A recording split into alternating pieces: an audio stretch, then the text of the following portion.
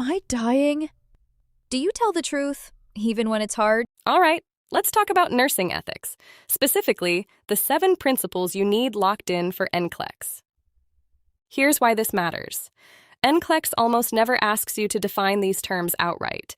Instead, they hide them inside patient scenarios and watch to see if you pick the answer that protects the patient's rights and safety. So knowing what these principles actually look like in real practice is what gets you the points. First up, autonomy. This just means the patient gets to make their own healthcare decisions. Your job isn't to talk them out of it. Your job is to make sure they have all the information they need, then step back and respect whatever they choose, even if you don't agree with it. Next, beneficence.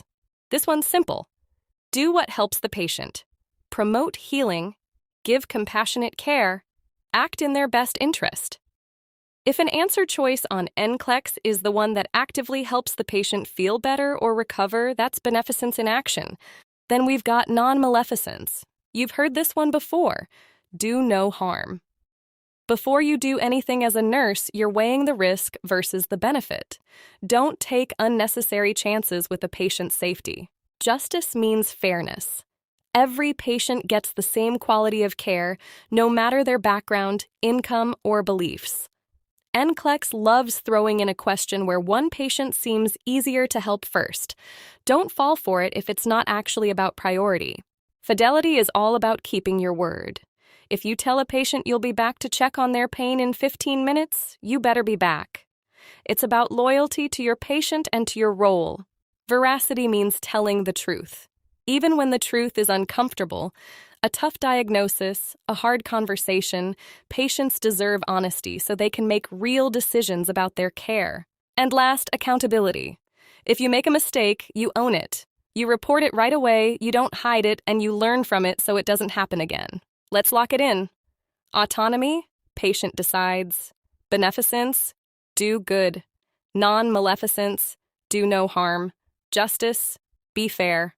Fidelity, keep your word. Veracity, tell the truth. Accountability, own your actions. If you can recognize these principles inside patient scenarios, you're thinking like NCLEX. Here's the NCLEX trap to watch for. A patient refuses a treatment. NCLEX wants to see if you'll respect that decision, document it, notify the provider, and move forward, instead of arguing or trying to force compliance. Respecting autonomy doesn't mean agreeing with the choice.